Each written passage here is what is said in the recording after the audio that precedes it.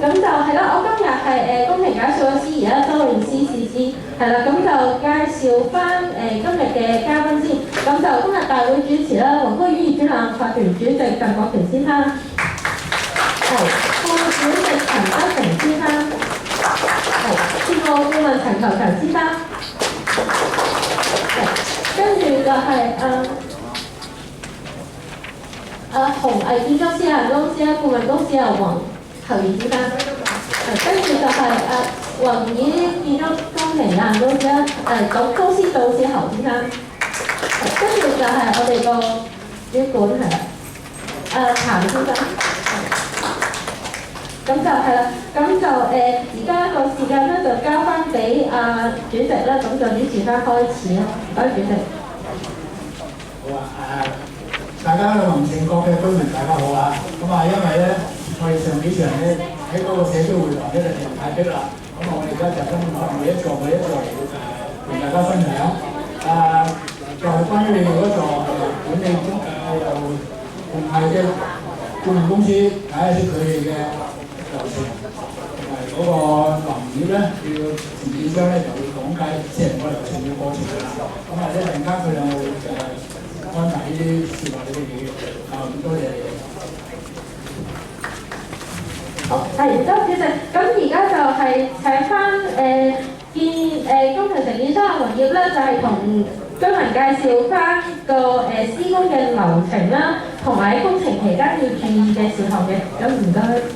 好啊 ，thank you，實施。咁大家好啊，大家居民好。咁我就係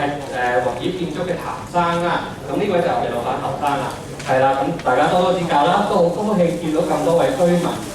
過嚟參與呢一個諮詢會咁樣嘅。咁我哋都想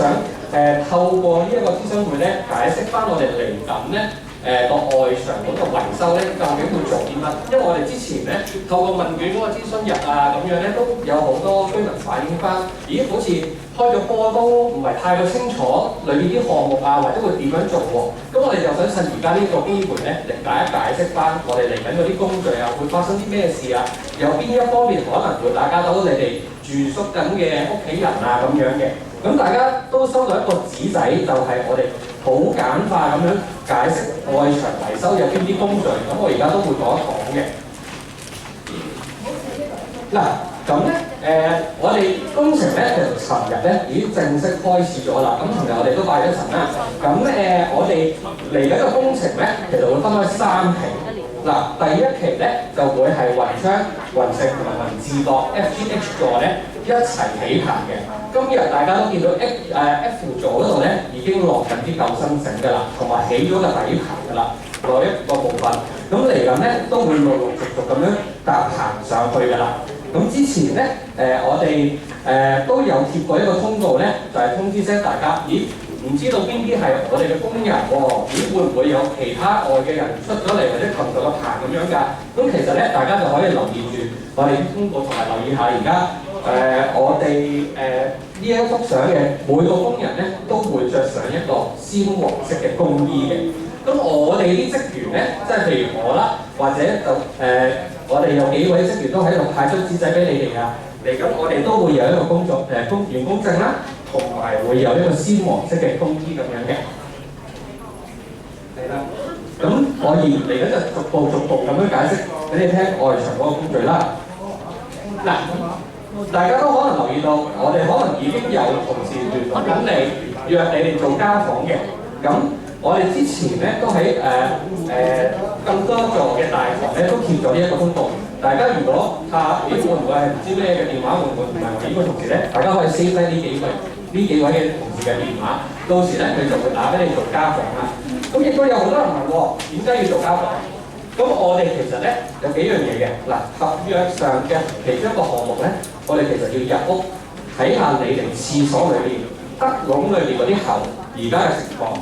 咁我哋一定要做一個 record， 咁睇下即係上飛翻會唔會有漏水啊？定係一切正常？係啦，因為今次嘅項目係冇包括你裏邊屋企裏邊嗰個排水渠嘅，係啦，或者沖廁水喉嘅，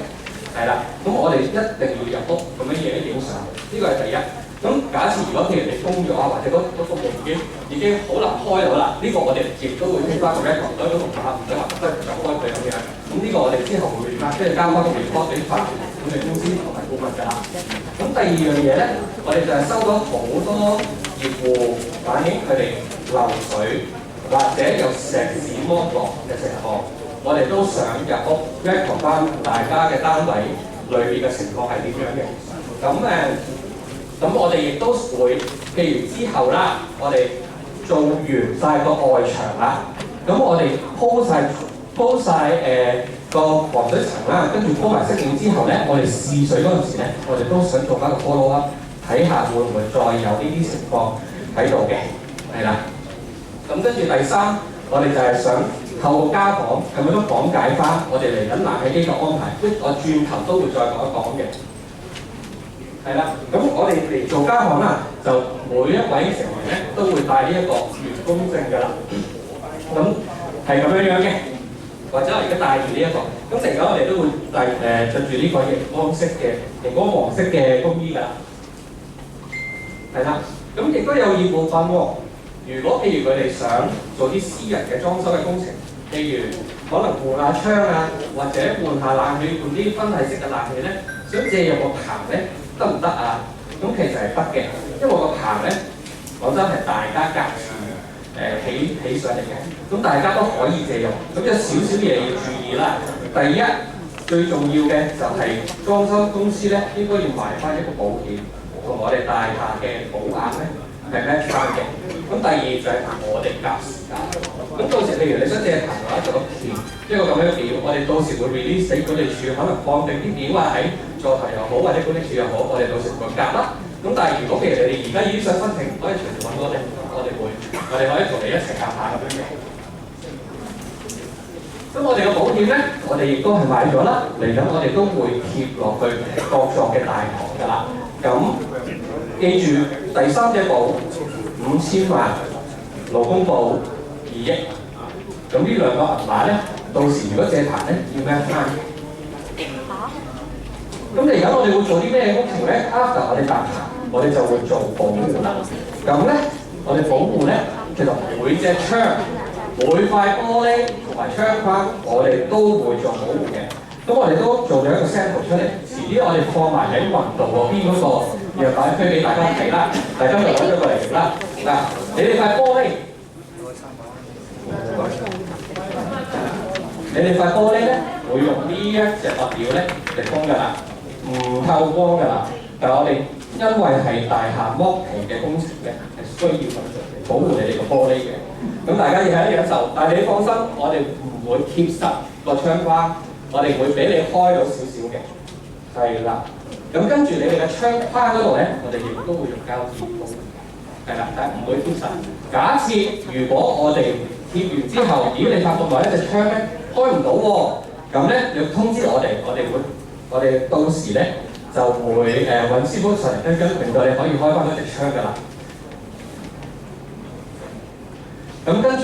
除咗隻窗咧，其實我哋喺棚嗰度咧都會做好多保護嘅，因為打樁啦，相當之多泥頭啦，會跌落嚟啦。咁所以我哋打樁嗰幾層咧，一定會有板墊住個邊同埋墊住個底咁樣嘅。係啦，咁起咗棚之後，我哋第二個安排就會係安排到個單位咧拆你哋嘅冷氣機。我哋第一輪咧就係拆淨客廳嗰部，淨係保留客廳嗰一部嘅。咁假設大部分嘅單位都係兩間房各一部冷氣，跟住客廳啦。咁我哋就拆兩房，跟住保留廳㗎啦。咁到時會點樣做咧？就係其實都有人問咧，點解要拆咧？唔拆得唔得咧？其實因為今次嘅工程咧係成個外牆咧重新打樁，再重新鋪個防水，再重新鋪個飾面咧。咁大家見到其實你哋每個冷氣機咧都喺一個窗台，即係冷氣機台入邊嘅。如果你哋唔拆嘅話，我哋根本係做唔到嗰一 part 咁樣嘅，係啦。咁至於個安排咯，其實咧我哋都有轉頭再講街嗰個電話啦。但係咧，我而家講緊流程先。我哋會有職員咧打嚟約你哋啦。咁約咗你哋之後咧，我哋點都會入屋，我哋點都會測試部冷氣機。咁到時我哋每一部機咧，師傅佢哋都會填一填呢一個測試機同埋拆機嘅表格嘅，令大家記錄翻，嚟保障翻雙方咁樣啦。佢哋會 check 下會唔會有噪音啊、製冷正唔正常啊咁樣等等，跟住先至拆落嚟嘅，係啦。咁到時拆咗之後，如果你個窗口機嗰度會有個窿喎，佢點樣做咧？師傅佢哋就係用鋁塑板，唔係木板，唔係夾板，鋁塑板咁樣封翻，係啦。跟住兩邊咧會收螺絲嘅，跟住咧喺裏邊嗰度接翻膠嘅，係啦。我哋不嬲剝皮嘅款都會係咁樣做開，係啦。好，喺兩個鋁角嗰度，左右邊個窗口邊兩邊個鋁角㗎嘛，喺嗰度。嗱，如果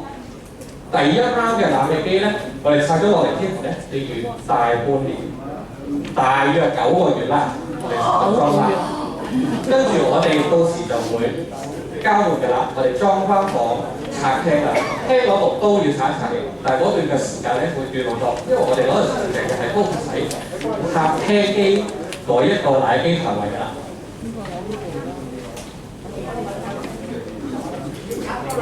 即係轉頭我哋花問時間嘅。係啦。咁下一個步驟咯喎，嗱，我哋做完保護、拆完啲機咧，我哋就會進行打鑿㗎啦。咁打鑿咧，有啲乜嘢可能會影響到你哋咧？就係、我哋今次每一個晾衫架，每一個我哋叫花架啦，或者每一個裝咗喺外牆嘅分體式冷氣機嘅散熱器咧，我哋都要拆。我哋今次係包拆嘅，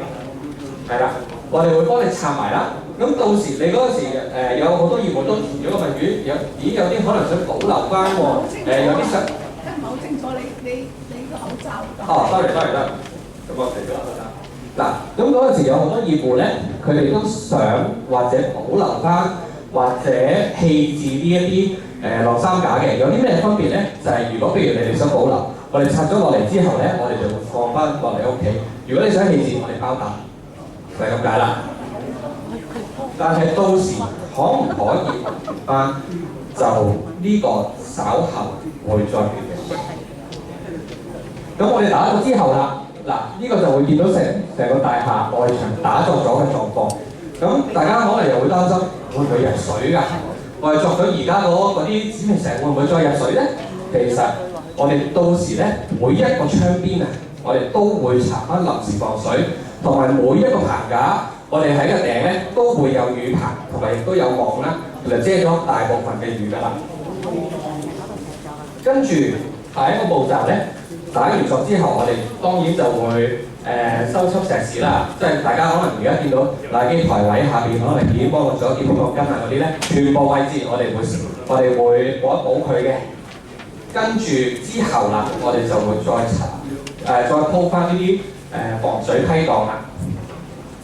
嗱之後咧，呢一個相片淨係個參考，因為我覺得第二個款佢用緊呢啲20寸嘅瓦嚟鋪磚嘅啫。我淨係想 show 俾大家睇，其實每一層咧而家都有嘅，每一層咧有呢一條罅，到時鋪咗色面之後啦，就會有呢一條呢個 gap。其實唔使擔心，我哋到時咧會支翻膠嘅，呢個就係叫伸縮縫，每一層都有，所以唔使擔心，我哋唔係鋪漏咗，我淨係想 show 俾大家睇下，每一層會有一個伸縮縫嘅啫，係啦。跟住之後嘅步驟，鋪完壁面啦，我哋就會掃口啦，即係填翻啲紙皮石之間嘅罅，跟住咧我哋會洗牆，跟住就會支膠。跟住最尾，我哋就會試水㗎啦。咁到時大家都會收到嘅通告話試水嘅。咁希望大家如果安排到人喺屋企留意住我哋到時可能會分開每一幅牆或者每一個單位咁樣通知你哋啲試水。咁呢個如果譬如可以安排到嘅話咧，就安排人喺屋企睇一睇住，跟住睇下有冇啲咩特別嘅情況，仲有冇水入屋咁樣啦。係啦。咁嚟緊咧，我哋每一座都大家留意住我哋個motorsport 啦，咁我哋已經放咗我哋個項目嘅預算表咧喺咁多個大堂㗎啦，同埋咧大家都留意住我哋嘅搭棚通告啦，同埋嚟緊之後嗰啲通告嘅。咁我哋而家咧都多謝法團同埋管理處俾呢一個位俾我哋借用啦，就係個籃球場同埋隔離嗰個sitting out area 啦。咁我哋嚟緊都會可能擺放物料啊，擺放我哋啲工人嘅休息嘅貨櫃喺入邊嘅。咁如果譬如大家可能有小朋友喺附近嗰個公園玩咧，就提佢哋盡量唔好入去啦，因為可能都危險，可能都多嘢喺入邊嘅，係啦。咁我哋工程嘅簡介就係咁多啦。咁我交翻俾你。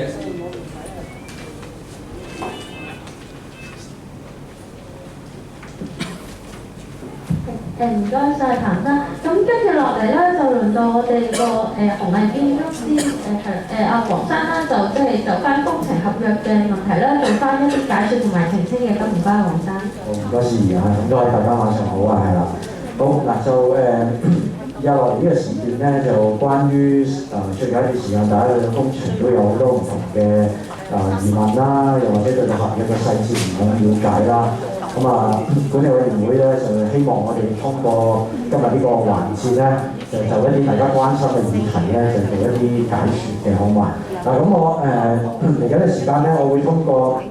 一問一答嘅方法咧，就同大家去深入啲大家而家好關心嘅問題嘅嚇。咁大約有10數條嘅喺呢度嚇。好啦，咁第一咧就關於問題1先嚇。咁我哋知道咧有一啲業主咧向我哋查詢咧，就係話，如果因為施工而造成到我哋收樓單位有一啲設施嘅損毀啦，咁究竟係其實點樣去處理嘅咧嚇？嗱，咁我哋可以喺呢度好清楚同大家咧去講一次咧，就係話，所有如果係涉及因為承辦商佢嘅施工嘅關係啦，而造成我哋單位有任何嘅設施嘅損毀嘅問題咧，承辦商喺個合約上係有一個絕對嘅責任咧，去賠償同埋妥善去處理翻佢嘅嚇。咁呢一個條款其實喺我哋個合約本身已經有一個好清楚嘅要求㗎啦。咁至於個程序係點樣處理咧？咁第一時間各位咧就要通知承辦商嘅同事啦。咁佢哋就會去到你單位做一啲調查嘅工作嘅。咁確立咗呢個責任之後咧，佢會視乎嘅情況咧，可能要暫時做一啲臨時嘅補救措施啦，防止佢有進一步嘅一啲設施嘅損毀啦嚇。好啦，咁亦都會盡快咧就做翻呢個賠償同埋補救嘅。舉個例子，譬如你話我單位個窗本身係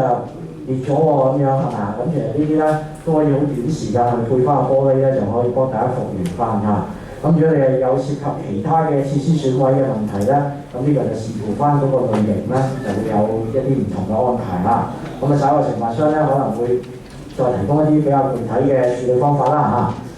好啦，問題2啊，咁如果啦，你話我向承辦商投訴咗啦，但係好似話唔關佢事喎，佢講咁又點去處理呢方面嘅爭議咧？嗱，關於賠償嘅理據咧，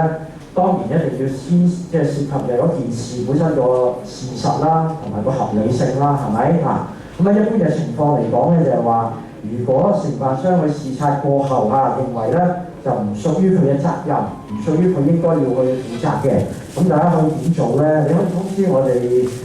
建築師事務所咧，我哋會幫你做一啲調查同埋判定個責任嘅。咁當然啦，任何一方都可能會有個權利，就係話我唔承認呢個結果嘅，咁點做咧？咁就可能屆時咧就要揾一啲其他專業機構，例如啲公證行咧，就協助你去判定呢一個責任啦嚇。咁我哋都有啲建議咁多位，始終係一個比較大型嘅剝皮工程啦。咁所以如果可以嘅話咧，大家為咗保障自身利益咧，其實都可以喺嚟緊即係工程呢個前段嘅時間咧，就為自己嘅單位做一啲拍片啊，或者一啲影相嘅記錄咧，嚟去保障自己啦嚇。咁剛才承辦商同事其實都有講到㗎，嚟緊嘅家訪工作咧，佢哋都會做一啲類似嘅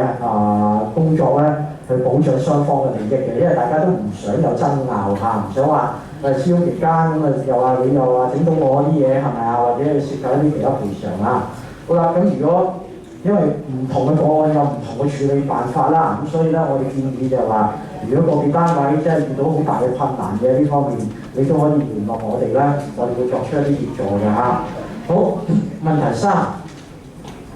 好啦，咁我哋都知道有唔少嘅業務反映咧，單位係有一啲嚴重嘅滲水問題嘅，咁佢哋好關心咧，就係話喺呢個施工過程入邊，甚至完工後，會唔會有啲試水嘅測試嘅咧嚇？咁亦都話，如果完咗工啦，日後又真係經歷一啲比較嚴重嘅惡劣天氣嘅問題，咁又漏水啦，咁承辦商會唔會話我完咗工我唔理㗎啦咁樣咧嚇？好啦，嗱咁首先咧試水嘅工序咧，其實喺今次呢一個剝皮嘅工程咧嚟講係一個好重要亦都係好關鍵嘅。咁所以咧呢一個工作咧，我哋係會確保一定係妥善咁樣去進行。頭先承辦商同事係有介紹到嘅，亦都好建議咁多位咧，當我做試水嘅時候咧，盡量保持翻屋企係有人喺度嘅。因為當發現真係有水入咧，其實佢嘅工作要馬上停止嘅，咁然後就要進入你嘅單位去調查，亦都要喺外牆立即去做一啲補救嘅工作啦嚇。咁你確保翻防水嘅效能啦。咁如果日後即係講緊意思係甩咗個棚，完咗工啦，咁我先發現有漏水又點樣跟進咧？喺今次呢張合約入邊咧，我相信大家曾經出席過諮詢會，亦都應該會明白咧，就係呢一個剝皮嘅方案入邊最大嘅好處就係承辦商係需要提供一個10年嘅防漏保證嘅。咁即係意思就係話，如果出現呢啲問題咧，佢都有咁嘅合約責任翻嚟去跟進嗰個情況，直至到佢唔漏水嘅嚇。咁當然啦，如果個問題係唔係因為承辦商引致嘅，舉個例子，譬如一啲後期嘅人為破壞啦，又或者可能後期有人喺外牆再加建一啲唔同嘅設施啦，咁呢個嘅保障咧自然就會失效嘅。因為你喺未經同意嘅情況下破壞，有機會破壞咗個防水層啊。咁我哋會因應唔同嘅單位嘅問題去提供一啲支援或者判定嘅責任嘅嚇。咁一般嚟講咧，呢一個過程咧，大約需要1至2星期啦，即係由你投訴去到判定嘅責任，再去跟進你呢一個漏水嘅情況，好嘛嚇？好啦，問題4咧就係話我哋知道咧，其實現時好多大家嘅單位入邊咧，可能都已經有一啲爆裂嘅情況嘅嚇。咁亦都有啲問題問到我哋咧，就係話喂，點樣去處理咧？假設真係因為外牆佢嘅破損而引致咗室內嘅設施有損毀或者石屎爆裂。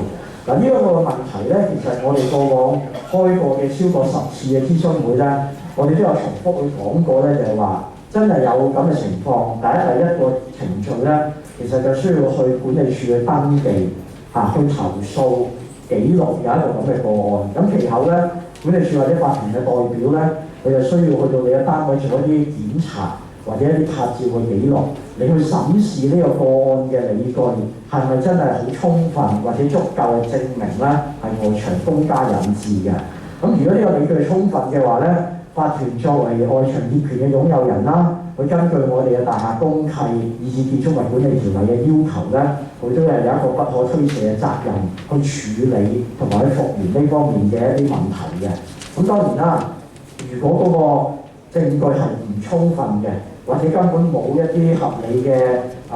理據去支持呢件事嘅，咁法團嘅錢其實亦都係大家嘅錢嚟嘅，係嘛？佢需要根據法例咧有一個好審慎嘅處理方案。咁嘅時候咧，就未必能夠可以處理呢個問題嚇。咁當然啦，過程上亦都係有可能涉及需要聘用第三方機構咧去提供呢方面嘅一啲充分嘅證據啦嚇。好啦，問題5就係有業主關心咧，就係話最近可能都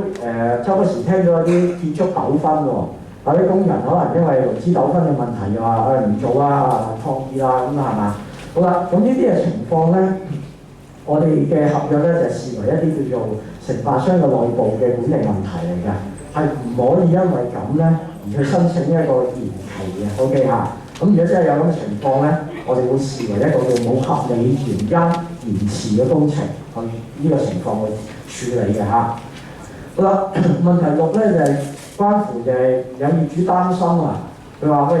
如果有工人食煙又真係好極致咁樣令到業主有身體不適，咁應該點處理啦？我哋整個嘅建築地盤嘅主要工地範圍咧，我哋都係實施無煙政策嘅。咁我哋都係唔希望因為一啲棄置嘅煙頭咧而產生有任何火警嘅風險啦。咁我哋喺我哋呢個西 area 入邊咧係有指定嘅吸煙地區嘅。咁當然啦，雖則有指引啦，但係始終可能係個別有一啲人士會違規嘅，係咪？咁如果喺個合約上咧，就係話，如果發現俾我哋發現到有呢咁嘅情況咧，我哋嘅僱主啊，即係業主立案法團啦，以至到我哋工程顧問都係有權力咧，勒令該人士咧係永久去調離呢個地盤嘅咁呢個就係一個機制啦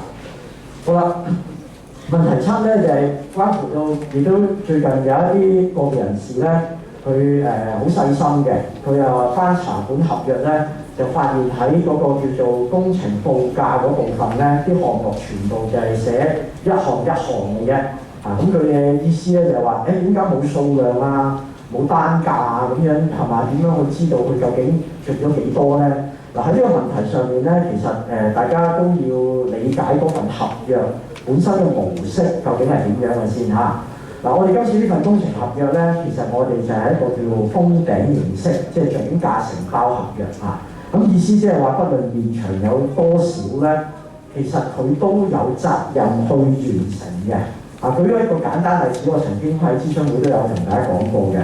外牆嘅石屎結構修葺數量咧，其實到呢一刻都唔知道㗎，係需要去搭咗個棚架上到去個外牆進行一啲嘅敲擊嘅檢查，咁先能夠確定嘅咁所以咧，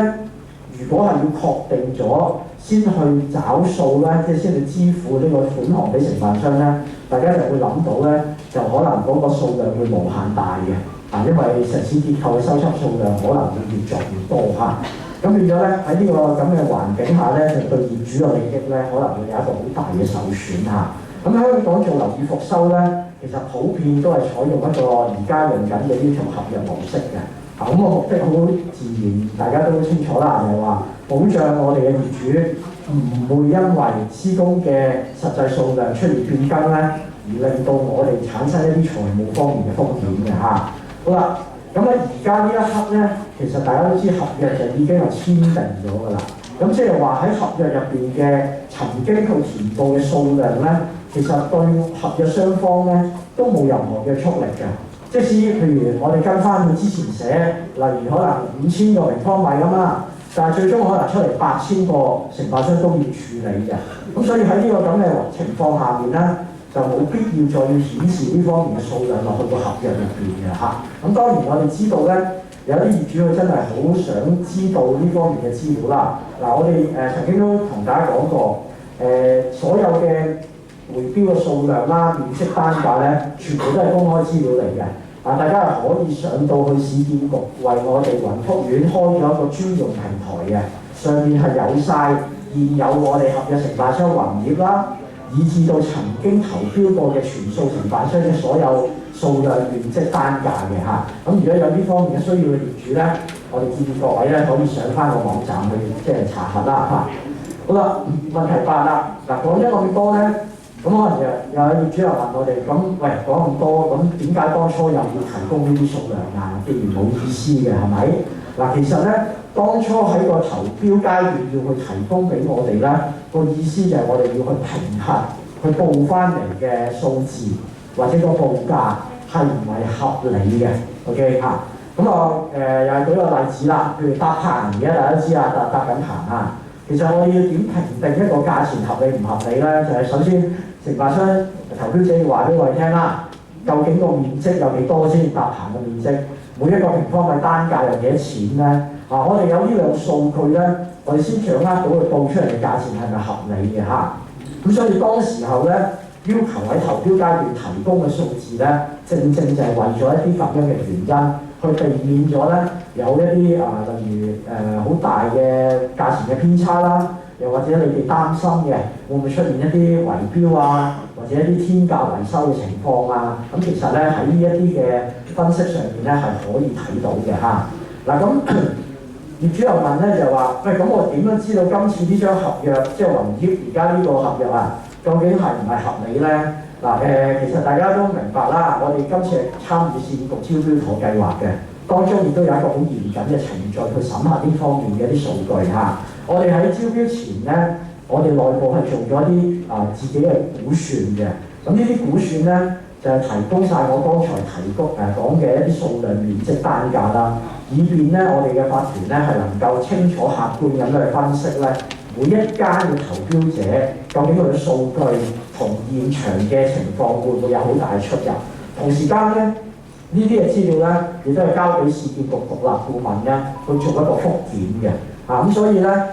總括嚟講啦，今次大家請嘅承辦商即係維業嘅合約咧，其實喺各個項目嘅報價咧，都係低於市建局嘅估算嘅，低於佢嘅估算嘅嚇。咁當然啦，唔排除有一啲個別嘅項目係會有一啲浮動同埋偏差嘅，但係呢啲情況咧，就不至令到成份嘅報價構成一個唔合理嘅情況啦嚇。我哋嘅兩邊嘅獨立專業人士嘅估價咧，其實都認為現時嘅合約價咧係符合市場嘅合理水平嘅嚇。好，問題9。好啦，咁我哋亦都留意到咧，有業主嘅擔心咧，喺今次呢份合約入邊咧係有一筆比較龐大嘅備用金嘅嚇。咁我哋嘅備用金大約咧係有2100萬嘅喺呢份合約入邊。咁業主嘅擔心咧就係話，究竟有冇一啲機制咧？去管理啦，或者要去點樣去動用嘅時候，有冇一啲措施嘅咧嚇？咁亦都擔心咧，就話工程期間，如果承辦商佢話提出，喂，我啲項目我要追加喎，要俾錢嘅喎，咁又有冇一啲措施可以令到業主去放心咧？咁當然我哋都要清楚咧，喺法例方面嘅規定其實係有一個好嚴謹嘅框架咧，去管理關於點去用到法團嘅錢嘅嚇。咁其中咧，建築物管理條例20A 咧，其實喺度寫得好清楚嘅。當我哋要去採購一啲工程或者服務啊，或者貨品啊，佢嘅價值係超過20萬，或者法團嘅全年預算2成咧，我哋就需要通過招標嘅程序去獲得㗎啦。OK， 好啦，咁如果嗰個因為係超過全年預算2成呢個框架去招標咧，究竟採唔採納呢一個工程咧，係需要開業主大會去通過嘅。咁所以咧就唔係話有一啲講法咧，就係話法團中意點樣用咁佢哋開會就得㗎啦咁樣嚇。咁呢個情況係絕不存在嘅嚇。好啦，如果喺工程嘅施工期間真係涉及一啲咧需要用到備用金啦，咁程序係應該點樣做嘅咧？咁先咧需要交俾我哋工程顧問咧去研究呢一啲嘅所謂需要後加嘅嘢嘅合理性啦，或者佢個需要性喺邊度嘅嚇。咁我哋認為係有咁樣嘅合理情況咧，我哋先會提請上去法團咧，俾佢根據剛才講嘅一啲程序咧進行一啲招標嘅工作嘅嚇。咁其後咧亦都要按照法例嘅規定咧，嚟交翻上業主大會由各位作出最後嘅決定嘅嚇。好嗱，咁呢方面咧就係關於備用金嗰個處理嘅問題啦嚇。好，跟住咧我哋去到問題10。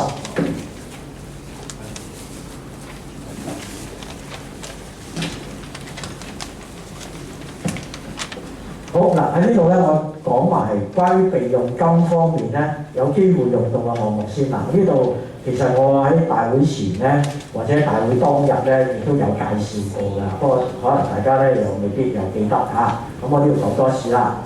喺呢份合約關於私人即係單位入邊，我哋現時係有一啲公用排水同埋一啲沖廁水喉嘅，係咪？好啦，喺呢份 contract 入邊咧，其實係冇特別去更換呢方面嘅設施嘅。個原因咧就係因為根據管理處法團提供嘅記錄啦，或者我哋喺2019年曾經進入過唔少單位做檢查嘅，其實都不約而同咧係睇得到呢啲籌款嘅狀態咧，就唔會話好差嘅。咁即使佢有問題咧，按照現有嘅保養機制咧，管理處都會派員去進行維修或者保養嘅。咁所以咧喺今次呢份合約咧，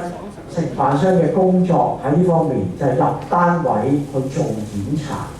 好啦，如果發現係真係有一啲老化或者失修嘅問題咧，咁產生出嚟要換嘅費用咧，就需要通過備用金去做啦。咁好啦，至於用備用金你個單位每條喉幾多錢咧，喺份標書本身已經係報咗㗎啦。咁即係好簡單嚟講。如果稍後嘅時間發現可能有若干數量嘅單位要做嘅，咁自然乘翻個單價咧，就能夠可以好清楚地知道究竟要用幾多錢嘅嚇。好啦，第二個項目咧就係關於大廈我哋屋苑嘅一啲沙井嘅蓋啦。咁因為呢個我哋當年2019年做一個地球勘探咧，到而家已經超過咗4-5年嘅時間啦。咁所以我哋估計咧喺嚟緊嘅時間，承辦商做地渠工作咧係會涉及到一啲沙井未必開到或者有損壞嘅。咁當然呢啲沙井過嘅價錢係有限啦，講緊幾千蚊一個，你都唔會話全面都需要換嘅。咁但係大家亦都要知道咧，真係有壞嘅時候就會按翻備用金嘅單價做啦。好啦，第三個項目外牆窗楣。好啦，咁可能大家咧會問到就係、喂，乜唔係外牆所有石屎都包晒嘅咩？係冇錯嘅，所有石屎結構嘅損壞都會包嘅。但係如果去到一個好極端嘅情況，嗰塊板係冇辦法通過正常嘅維修方法做嘅，佢係需要切割咗佢，然後按法例咧重新釘板紮鐵落石屎再入則嘅。OK， 咁如果有呢啲情況咧，咁就變咗需要動用備用金去處理啦。嗱，我哋嘅觀察咧同我哋嘅檢查咧，我哋就唔認為會有好大量嘅面積需要咁做嘅，可能都係個別零星嘅窗楣需要咁處理嘅啫。咁所以咧，當出現呢個情況咧，亦都會用備用金去做啦。好啦，第四都係同地渠有關嘅，就頭先我講到啦，地渠報告到而家隔咗好一大段嘅時間，係唔排除有一啲新增嘅管道出現問題嘅，咁所以屆時咧就會亦都用備用金去處理啦。好啦，最後就係其他不可預見嘅工程啦。講多次以上就係我哋喺合約入邊睇到係有機會喐動個備用金嘅情況，而當佢喐嘅時候，嗰個程序就會跟翻我剛才講嘅嗰一系列嘅法例程序去處理嘅，好冇？好啦，問題11，咁業主咧就比較擔心咧，就係話，喂如果承辦商佢冇根據合約期去做，過咗期啦，咁又點樣處理咧？嗱，根據呢份合約嘅條款咧，如果係冇合理嘅原因咧，咁我哋就視為一個冇許可權限下延期完成工程嘅啦。咁承辦商將會面臨咧就係一個每天港幣5000元嘅罰款嘅。咁呢個罰則咧係以14天為限嘅。意思即係話第15日佢呢個行為係繼續持續咧，我哋係將會啟動終止呢份合約嘅程序嘅。因為如果佢係持續唔理咧，其實你罰佢140日都冇意思嘅，佢都係繼續唔理嘅啫。咁將會咧就會按呢一個嘅機制咧去處理啦，以及去追討咧承辦商嘅一切嘅損失嘅。我 miss 咗第10題唔好意思啊。好，嗱，去翻第10題先啦。有業主問到咧就係話冷氣機嘅接駁去排水喉大家都應該清楚咧，就係外牆我哋係會做翻唔同柱數嘅中央接水冷氣機喉嘅。好啦，咁會唔會幫我哋個單位駁翻嘅咧？呢個係絕對會嘅。咁但係個前提咧就係你係需要有一啲去水窿嘅個冷氣機咁當然我哋估計大部分冷氣機都有㗎啦。咁到時候咧佢會幫你去做即係新接駁條網喉，搭翻落新做嗰條中央排水喉度咁但係如果你真係一啲好個別嘅例子係一啲好舊式冷氣機去水窿都冇咧，咁你就需要咧自費去加裝翻一個接水盤嘅。咁其後咧啲水滴落個盤度，再駁翻條中央排水喉。咁呢啲盤嘅價錢咧喺原標書亦都已經報咗㗎啦咁稍後承辦商咧亦都會提供呢方面嘅資訊俾各位嘅好啦，我去翻問題12啦亦都係關於延期方面嘅。喺合約入邊咧，其實有一個好清楚嘅定義嘅。喺以下呢3個嘅原因咧，係可以批准承辦商延期個工程嘅。第一就係如果天文台公佈當日嘅雨水量超過20 mm 嘅，咁我哋喺法律上就定義佢為一個雨水天嘅啦咁呢啲咧就係唔計算落工期入邊嘅。第二就係非承辦商引致嘅因素。舉個例子啦，譬如佢有啲嘢需要我哋去落實去批嘅，但我哋遲都未覆到承辦商，以致到佢冇辦法做一啲採購嘅工作。咁呢啲嘅合理嘅時間咧，我哋會批翻俾佢嘅。第三，其他不可抗力因素，即係舉例有啲咩咧？譬如有一啲社會事件令到我哋嘅工程冇辦法繼續咁呢啲我哋叫納入叫不可抗力因素啦好，問題13咁亦都係我相信其中一個最多人關心或者有人討論緊嘅問題嘅就係合約入邊究竟係點樣寫嘅？點樣先可以俾錢承辦商？合約入邊咧好清楚寫明咧，就係話根據個條款啦，每14天每14日啊，總承辦商咧就可以向工程顧問申請呢一個糧款嘅。咁工程顧問咧收到呢一個申請之後咧，我哋需要派員喺現場作出一個核查同埋批核啦。好啦，之後就好重要啊，係需要得到法團同意嘅情況下咧，我哋先可以發出一張付款證明嘅。好啦，承辦商攞咗呢個付款證明之後咧，送達法團7天內，佢就可以獲得該筆嘅款項啦。咁所以深水清嘅業主咧，其實已經可以計到數㗎啦。14日再交俾我哋顧問批單，大約預佢可能1個星期到啦，要7日。跟住同我嘅僱主需要商討呢張糧單，咁嘅視乎佢哋嘅建議安排。之後批咗之後7日內再俾錢。其實呢個過程咧，一般經驗大約1個月到嘅最少嚇。所以業內有一啲講法咧，叫做1個月1期單咧，其實就係咁樣產生出嚟嘅嚇。咁就並不是咧，而家外間有一啲講法咧，就話呢份合約14日就要俾1次錢㗎啦。咁啊，絕無僅有嘅香港等等嘅講法咧，其實呢啲都係唔成立嘅呢啲情況啊。好啦，另外有一點咧，大家要注意嘅，批糧嘅款項係咪話顧問批幾多就即刻要俾幾多咧？嗱，其實喺合約入邊有一個機制咧，叫做資九留一嘅。咁呢個條款係點樣講嘅咧？就係話每一期嘅糧單，除咗最尾期啊，每一期嘅糧單，就算我哋批100% 都好啦，大家都係俾90成錢嘅啫。即係舉個簡單例子，今期我哋批100萬，法團俾錢咧就俾90嘅啫。咁呢一個情況咧就係話，永遠我哋都唔希望批錢嘅糧款咧係多於實際現場完成嘅金額嘅。因為如果係有多過現場實際情況咧，我哋會產生一啲難避嘅風險或者誘因出嚟嘅嚇。咁所以咧，資九留一制度咧，只有一個目的嘅啫，就係全面去保障我哋嘅業主咧，為即係避免出現一啲財務嘅風險啦。好啦，頭先我講到咧就係話呢一個方法，除咗最尾期糧單嘅係咪？好啦，去到真係完工啦，最尾期糧單又點樣處理咧？咁我承辦商會申請完工嘅，我哋要去批核，究竟係咪真係做得晒啦？跟住得到法團嘅同意咧。咁我哋就會發出完工紙嘅。喺發出完工紙嘅時間咧，法團就需要支付整張合約嘅90成半金額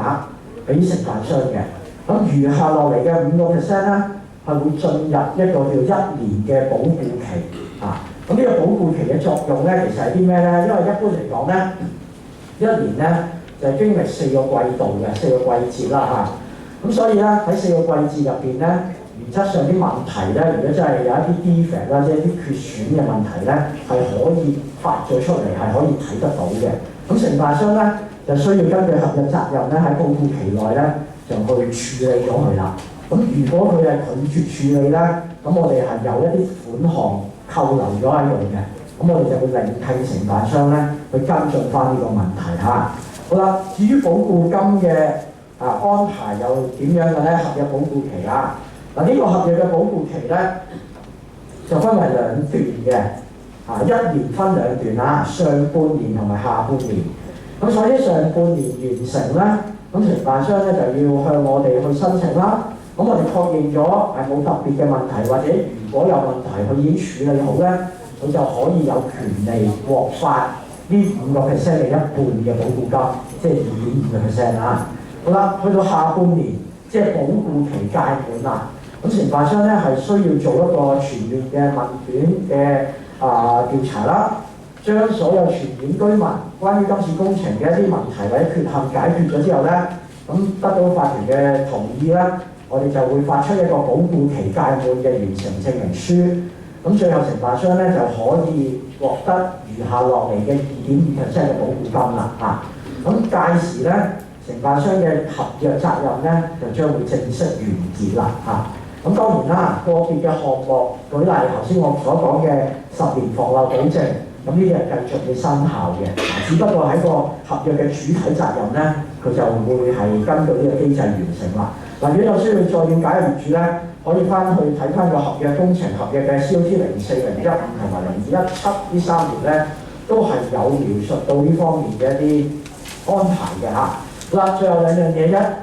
問題15啊。咁有業主咧擔心咧就係施工期間咧嗰個監督嘅安排究竟係點樣嘅咧？嗱，根據我哋同僱主即係法團簽嘅服務協議啦，我哋將會安排合資格人士咧喺每星期有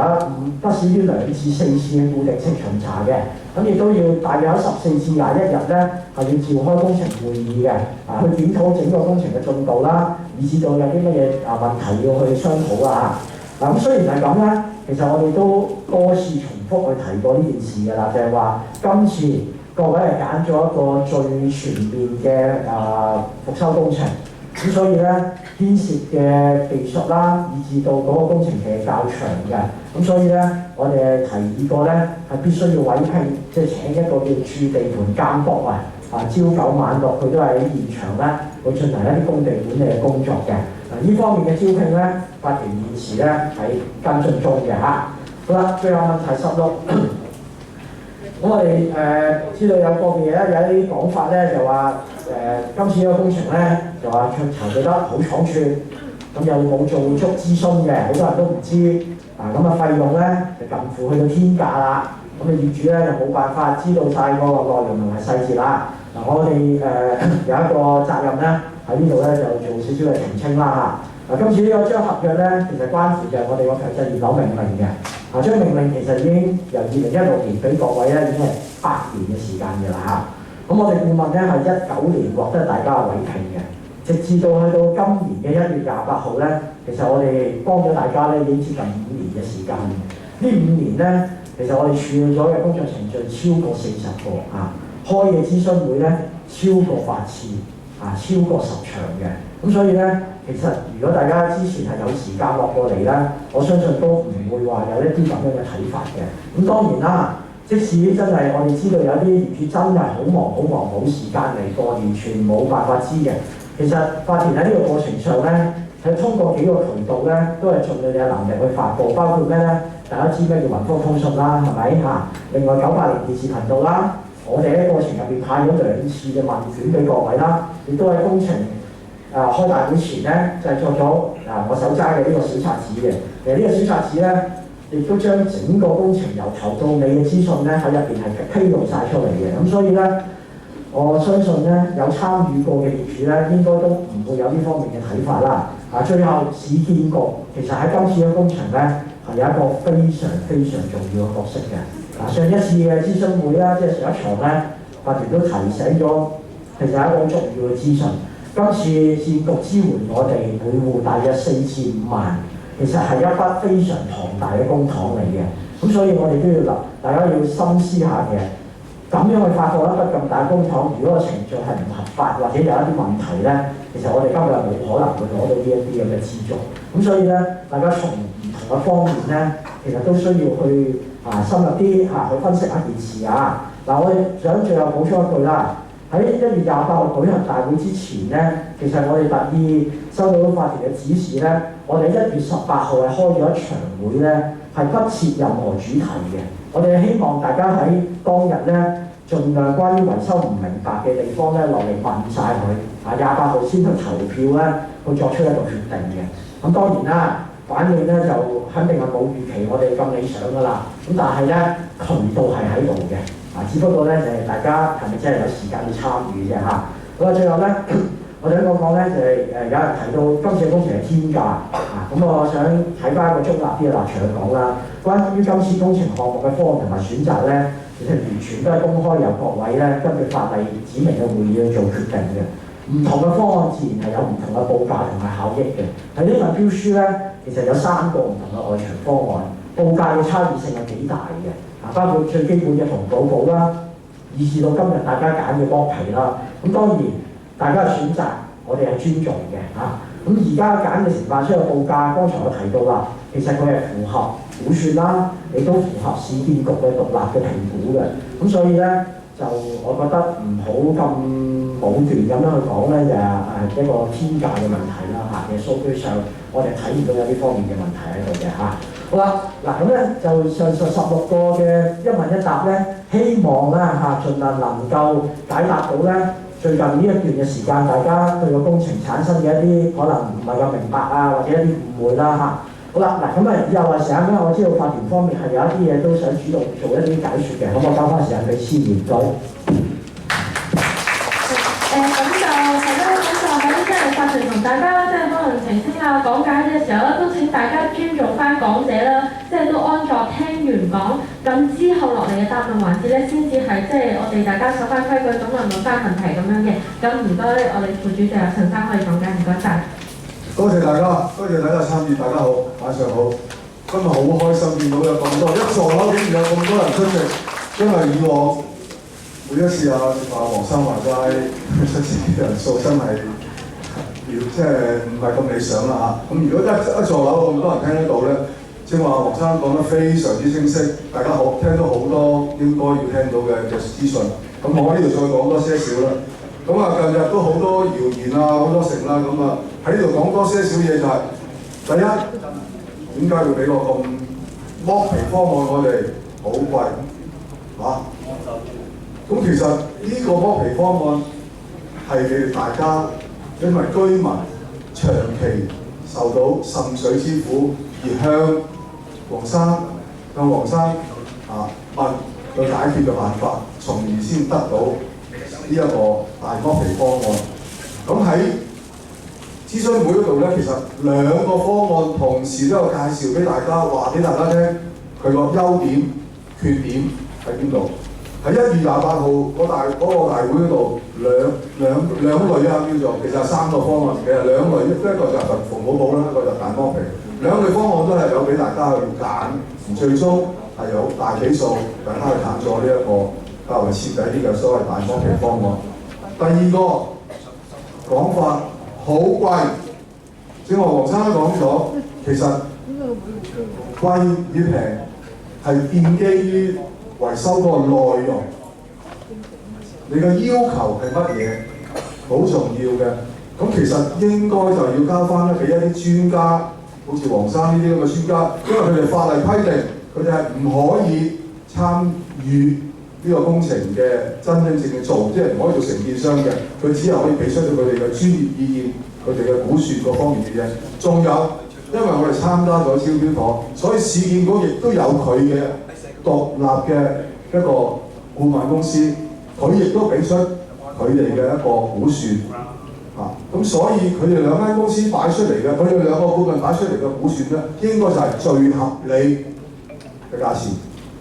咁所以，但係咁巧啦，佢哋兩個嘅價錢其實就好相若，都係同大家今次要揀喺大會揀出嚟嘅呢間宏業呢間公司嘅價錢其實係好相若嘅。咁呢度要交代。第三個就話我哋法團好專制，唔理會我哋居民5% 嘅訴求。我喺呢度同大家講，法團其實係黃大仙，有求必應。我要強調呢一樣嘢，我為大家喺宏福苑都服務咗20年，咁得到大家嘅支持。我都經歷咗好多次嘅5%，經歷咗好多次。好啦，咁其實我再講翻，其實點解近期有一次真係冇開嘅？喺1月28號之後咧，有一位姓林嘅先生向我哋遞咗2次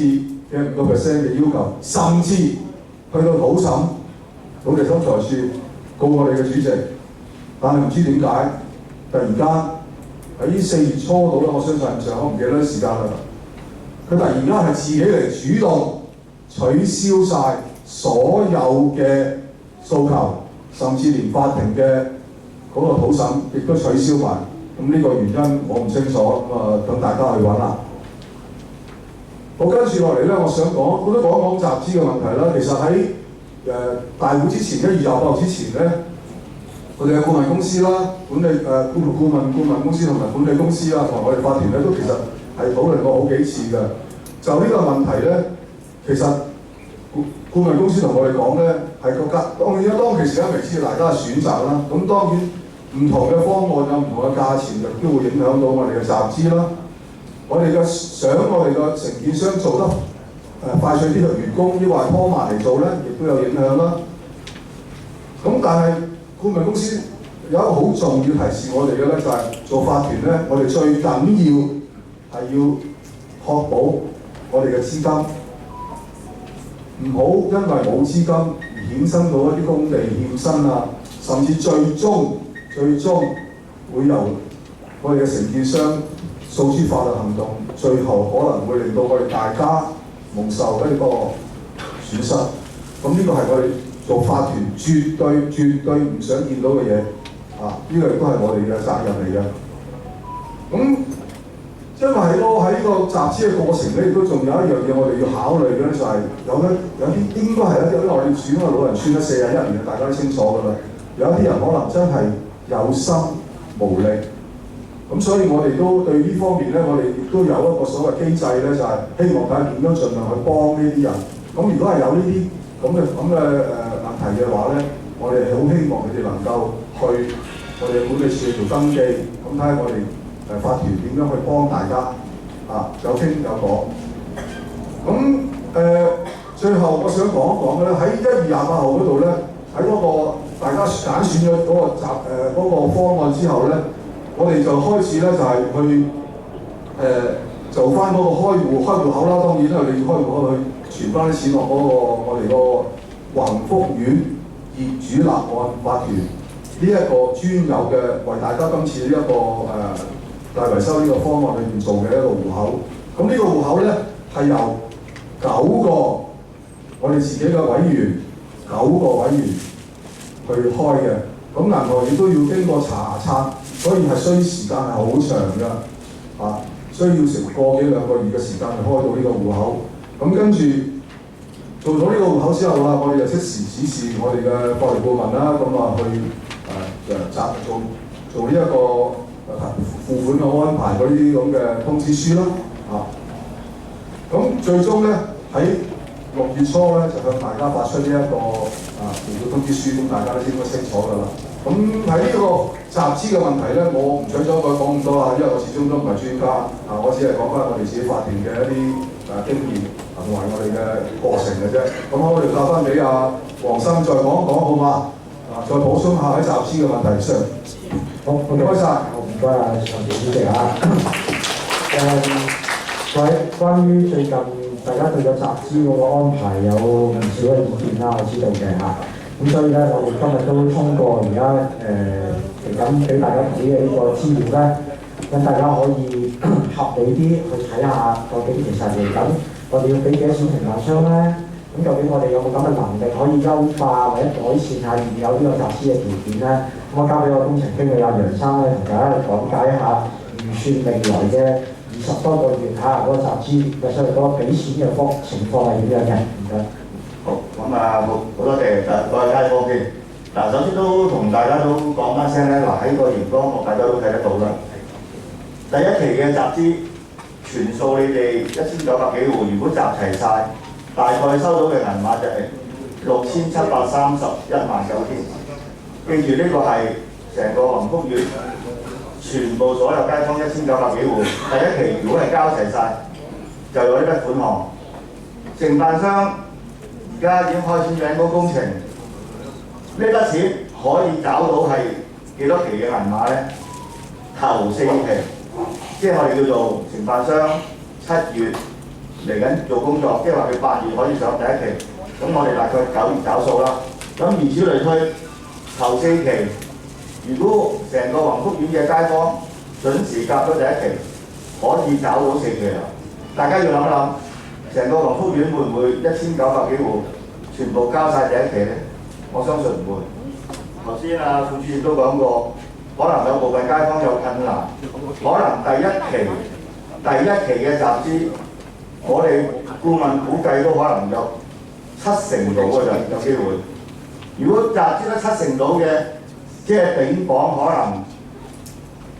找到3期數嘅啫。即係大家要諗一諗。承辦商工程展開咗，如果法團戶口唔夠錢，點樣找數呢？工程就會拖延。如此類推，我哋第2期嘅集資都係會收到6731萬9千。如果呢筆錢真係集齊晒，我哋計算得到呢，係應該可以找到第5、第6、第7期嘅糧款。承辦商亦都係根據佢哋交出嚟嘅工作進度咧，成個宏福苑整個流程咧就大概21個月嘅工期。咁大家要計算啦，21個月嘅工期，我哋已經排晒出嚟，嗰度有21期嘅糧款要批俾承辦商。每一期嘅糧款大概咁銀碼，大家可以係顯示得到。咁如此類推，大家睇睇，如果第3期你哋嘅交嘅集資，成個宏福苑嘅居民交晒就係5488萬，真係集齊晒，我哋咪可以去如此類推，咪去到第9期，我哋可以咪交到呢筆款咯。但係我哋成日都講咧，係咪成個宏福苑嘅居民可以咁準時去交到每一期嘅集資？所以呢個要俾翻大家去考慮翻，究竟係咪可以去優化交款係咪可以拉長咧？大家可能會突然間會諗，